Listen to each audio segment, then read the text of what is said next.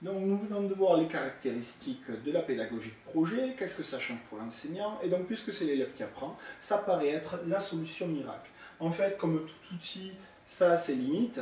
Donc la première limite, c'est que ça demande du temps. Effectivement, faire un projet trop long va faire que les élèves vous allez perdre petit à petit la motivation des élèves. Mais faire un projet trop court, vous allez tomber dans d'autres écueils que je vais développer après, ce ne sera pas bon non plus. Ce qu'il faut savoir quand même, c'est que l'apprentissage demande du temps. Si vous voulez travailler la mémoire à long terme, il faut avoir des notions sur la courbe de l'oubli. Notre cerveau va oublier par rapport à tout ce que j'ai pu vous dire dans ces vidéos, vous allez oublier des choses et ne retenir qu'une fraction de ce que j'ai pu dire.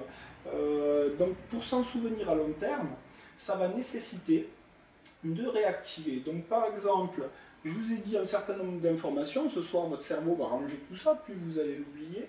Et si vous le réactivez dans un mois, ben, vous allez l'oublier beaucoup moins vite. Plus vous le réactiverez tard, plus vous allez vous en souvenir à long terme. Donc alternez des moments d'apprentissage avec des moments d'oubli et des moments de réactivation. C'est ce que l'on voit apparaître dans ces nouveaux programmes de cycle.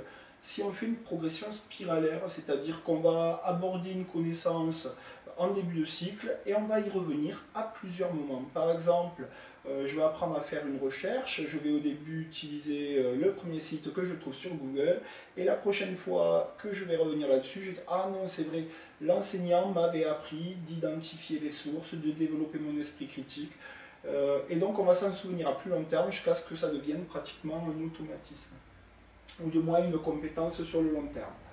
L'autre chose aussi, c'est la dévolution. Alors je vous laisse les définitions exactes, mais simplement comprendre que c'est pas parce que vous allez proposer un projet aux élèves que les élèves vont se l'approprier et être motivés par votre projet d'enseignant. Il va falloir faire en sorte que votre projet devienne celui des élèves. La solution la plus facile pour ça, c'est de leur laisser le choix. Leur laisser le choix entre deux thématiques ou leur laisser le choix sur la production finale. Est-ce qu'on va plutôt produire une affiche, un livret ou une capsule vidéo? Laissez le choix et vous verrez que vos élèves vont s'impliquer beaucoup plus. Mais ce qu'on peut faire déjà en donnant une liste d'exercices en disant ben, je vous laisse le choix d'en faire 2 parmi les 5 que je vous ai donnés. Vous verrez qu'il y a beaucoup d'élèves qui feront les 5 et beaucoup moins d'élèves qui ne feront pas les exercices. La dérive productiviste, c'est-à-dire que ce qui va compter, c'est le produit final. Tiens, l'affiche, c'est ce qu'on va noter par exemple. Si je note l'affiche sans prendre en compte l'évaluation des élèves sur la démarche qu'ils ont utilisée, ce qui va se passer, c'est qu'on a tout intérêt à ce que dans l'équipe, ce soit celui qui sait qui fasse. Et que celui qui ne sait pas, lui, se contente de mettre le titre en rouge, quelques mots-clés en bleu.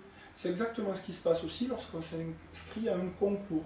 Le fait de vouloir gagner le concours va amener l'élève qui sait programmer un petit robot qui suit une ligne noire, pour prendre un exemple en technologie, à faire lui-même la programmation, plutôt que de laisser du temps à celui qui ne sait pas, pour qu'il puisse apprendre grâce au tutorat de son camarade.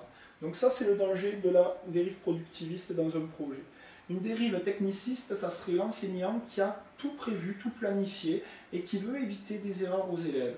Fais ceci, fais cela, comme ceci, comme cela, et du coup on retombe dans un TP guidé et on n'est plus du tout dans une démarche de projet. L'autre dérive, c'est la dérive spontanéiste. Alors là, c'est l'effet inverse, c'est j'arrive les mains dans les poches, mais j'ai oublié d'avoir les poches pleines, c'est-à-dire je n'ai pas prévu de ressources lorsque mes élèves vont rencontrer des difficultés. Prévoir un exercice corrigé, un exemple corrigé, prévoir de rappeler telle ou telle notion et avoir la ressource sous le coude au cas où on en aurait besoin. Donc ça va être important. Alors pour éviter ces 3 dérives, j'utilise un plan de travail, c'est-à-dire que je dis aux élèves, voilà, au travers de ce projet ou pendant, voilà ce que vous allez apprendre. Vous allez apprendre à utiliser un plan de travail, à planifier votre travail, à participer à la bonne ambiance de travail dans la classe, à persévérer face à vos difficultés. Donc là, on va travailler l'autonomie et l'implication, et on va avoir des indicateurs qui vont être observables. Mais aussi des choses plus disciplinaires, comme l'utilisation du Charlie Robot ou de l'imprimante 3D en technologie. Il va falloir que tous les élèves sachent l'apprendre, et pas simplement un élève qui le fasse. Donc si un élève a fabriqué le petit robot, eh bien, il faudra aussi que les autres sachent m'expliquer comment faire et me fassent une petite simulation rapidement pour que je puisse évaluer ceci.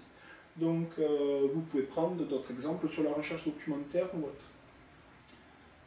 Donc notion de plan de travail importante pour distinguer la différence entre ce que je fais et ce que j'apprends. L'autre difficulté aussi, c'est comment faire avec 30 élèves. Ben, sachez que pour moi, c'est beaucoup plus facile de travailler en projet que d'essayer de faire une leçon et donner des exercices. Parce que le projet, on l'a vu, motive, mais aussi parce que ça va me permettre, moi, lâchant prise, d'aller aider les élèves de façon différenciée. Et parce que de l'entraide, un tutorat va se mettre en classe, il y aura peut-être 6 mini-enseignants qui vont me faciliter le travail et je me diviserai plus facilement en 6 qu'en 30. Donc en fait, ça va être plus facile à condition d'apprendre à travailler en équipe et d'avoir des outils pour gérer le calme. J'utilise pour ça des outils que j'ai découverts dans le livre de Sylvain Connac, Apprendre avec les pédagogies coopératives, et je vous invite à rentrer dans une classe de 4e, dans ma classe, pour voir comment j'ai mis cela en place. Donc la première chose, c'est d'avoir un sujet motivant qui donne du sens. On va s'apercevoir ici en technologie par exemple que le moteur ne s'arrête pas et donc il va falloir résoudre ce problème technique.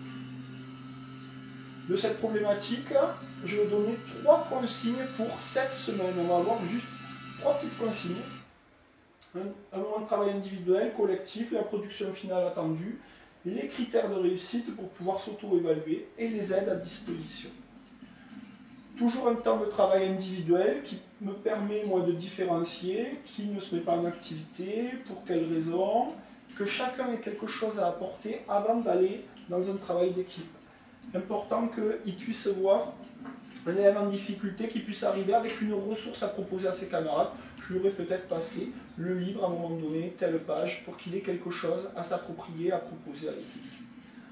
Enfin, pour la gestion du calme, donc voilà, ça me permet d'identifier les représentations initiales aussi. Et pour la gestion du calme, j'utilise ces codes. Je ne parle pas, je travaille seul. Puis on bouge les mains pour dire j'écoute, je demande la parole si besoin. Ou enfin, je murmure et je peux travailler en équipe. Je peux même me déplacer, aller chercher de façon autonome dans le dictionnaire, sur l'ordinateur, aller jeter un papier à la poubelle ou demander un crayon à un élève. J'ai le droit, je suis libre à condition de respecter les autres. Donc c'est l'occasion d'apprendre à vivre ensemble et à développer ce qu'on appelle la liberté. L'élève qui n'y arrive pas encore va se retrouver pendant 2 semaines à travailler seul. De la frustration à être seul va naître l'envie de réintégrer l'équipe et de faire des efforts, de progresser pendant 2 semaines en me demandant l'autorisation dès qu'il veut faire quelque chose. Dans un dernier temps, ils vont pouvoir donc travailler en équipe. Et pour gérer le calme, il va y avoir un référent de la consigne pour être sûr qu'au moins un élève par équipe ait compris ce qu'il avait à faire, un référent du temps, un référent du calme, gestion de la parole pour pas qu'ils se coupent la parole et qu'ils parlent tous en même temps. On peut prendre un stylo ou un tube de colle comme bâton de parole par exemple, etc. Donc chacun connaît son rôle, les rôles vont changer d'une séance à l'autre et ils veulent tous atteindre le même but et remplir leur plan de travail.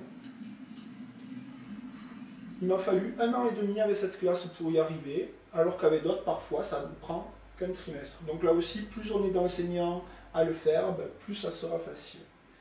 Donc ce qui est important, c'est qu'à chaque fois qu'on rencontre un obstacle, nous-mêmes enseignants, soyons persévérants, c'est qu'il nous manque des outils. Et à chaque fois, donc, il existe plein d'autres outils à découvrir et à essayer en classe. C'est ce qui me rend enthousiaste dans ce métier. Enfin, en conclusion, donc la démarche de projet est un levier au service des apprentissages. Attention que les EPI ne servent pas d'alibi, c'est-à-dire que parce qu'on fait de la démarche de projet en EPI, on n'en ferait pas après dans des cours classiques, bien au contraire, dans les cours disciplinaires, c'est un moyen de motiver les élèves, ça donne du sens. C'est également un moyen de développer des compétences de haut niveau. Exemple, on sait facilement travailler la mémorisation, la compréhension ou l'application dans des situations connues qu'on a travaillées et répétées plusieurs fois. Par contre, dans une situation nouvelle, être capable d'analyser cette situation, d'évaluer les connaissances ou méthodes que je vais pouvoir utiliser qui seront les plus pertinentes pour créer, concevoir un produit final. Là, on est vraiment dans la pédagogie de projet, dans des compétences de haut niveau. Enfin, résoudre des problèmes pour lesquels nous n'avons pas encore de solution. Au XXIe siècle, on est face à des crises majeures, des crises de l'emploi, du développement durable, des crises politiques, géopolitiques, etc. Aujourd'hui, ça nécessite que l'on cherche des pistes de façon collective pour résoudre des problèmes dont on n'a pas encore la solution. Voilà quels sont nos nouveaux défis. Donc, à vous d'être enthousiaste et d'essayer de passer de l'intention à l'action. Bon courage.